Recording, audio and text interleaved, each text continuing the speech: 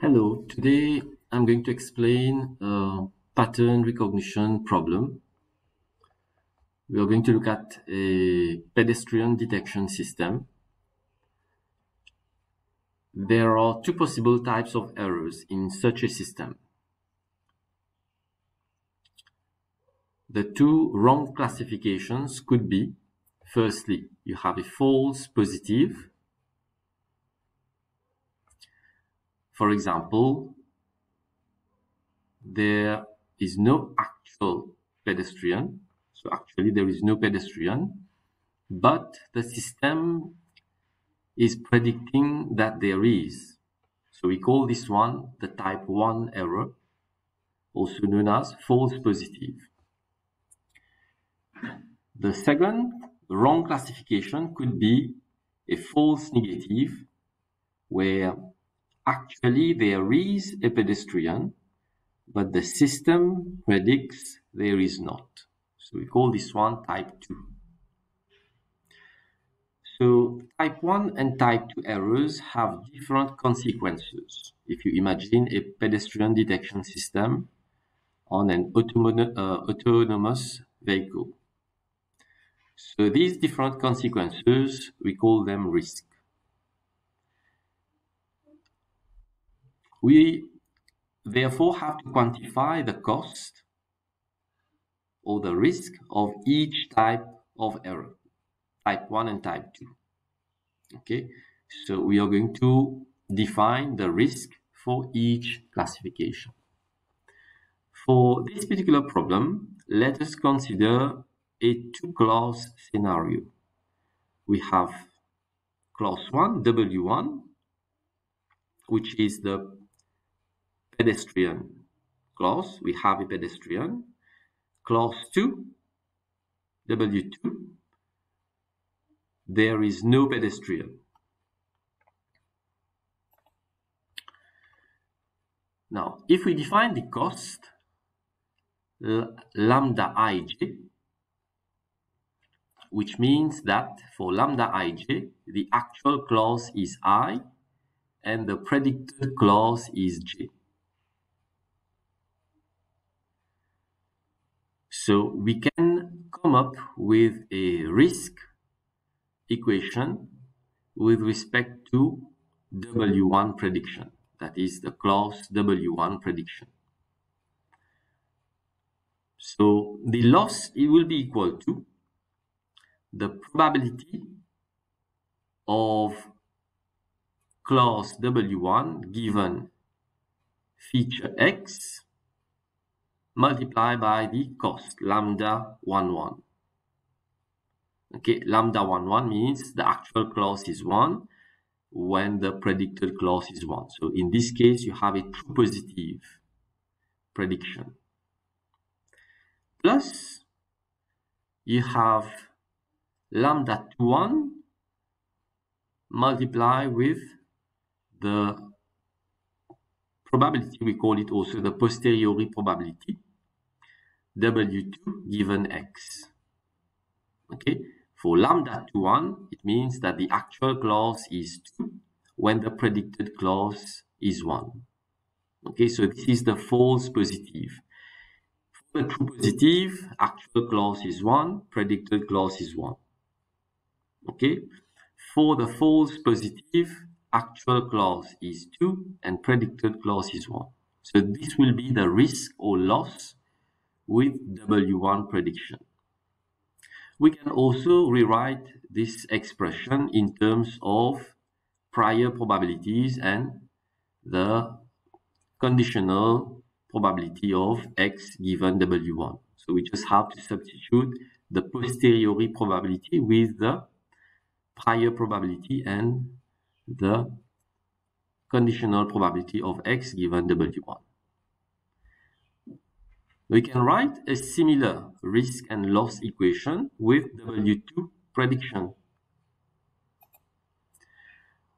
So L2, which is the risk or loss with W2 prediction, will be equal to when the actual class is 1 and the system predicts class 2, that is lambda 12, multiplied by the posteriori probability W1 given X plus the correct classification, which is actual clause is 2 and predicted clause is 2, multiplied by the posteriori probability P of W2 given X. So this will be the true negative. This is a correct classification.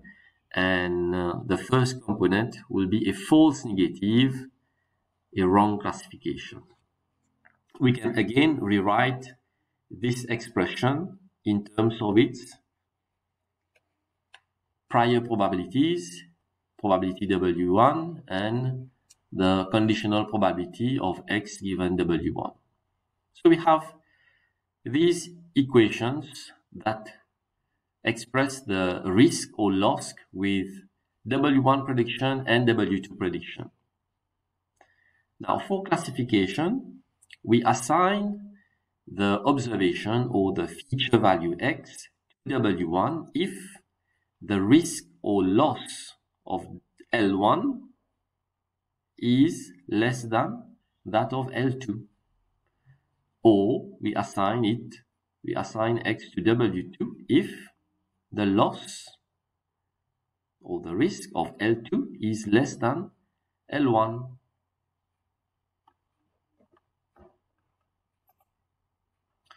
So it's important to understand the 4 possible classifications, okay?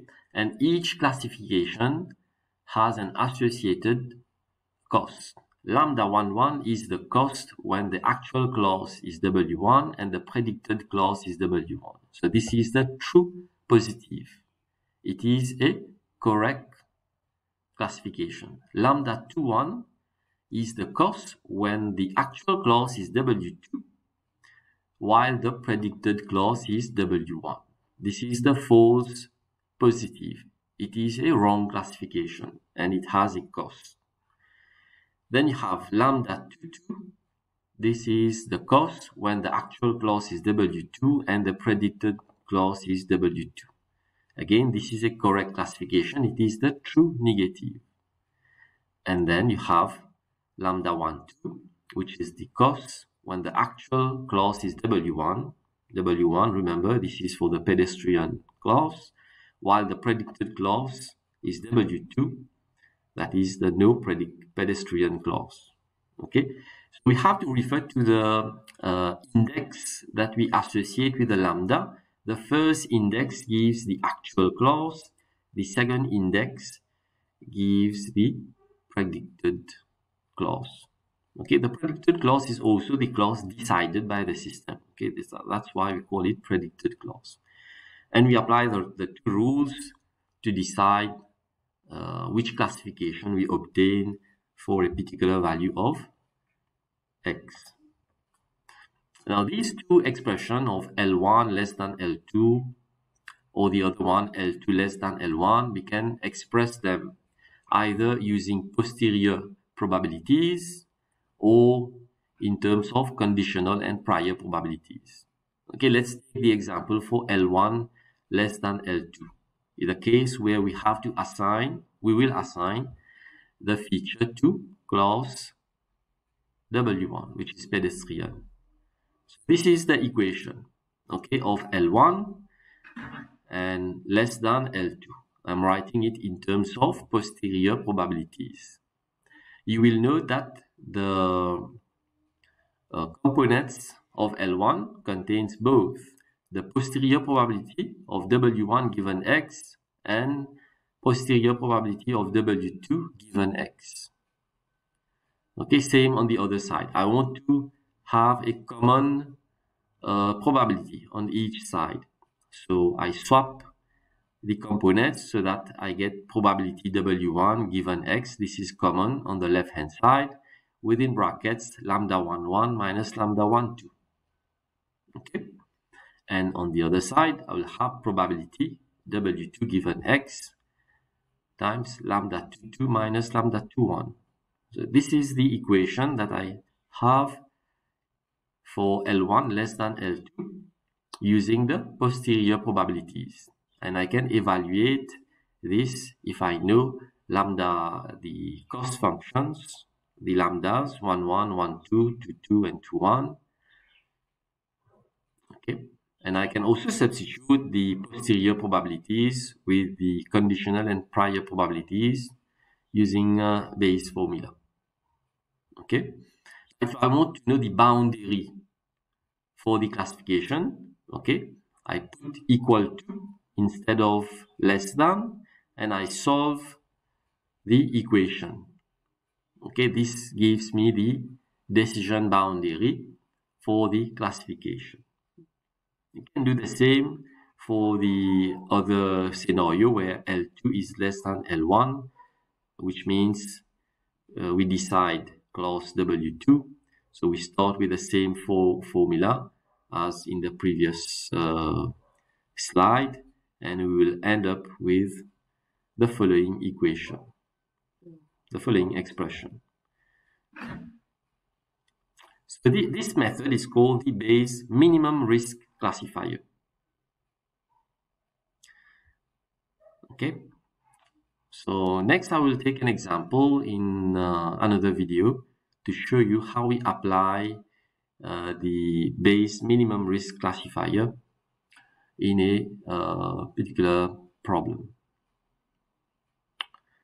Thank you.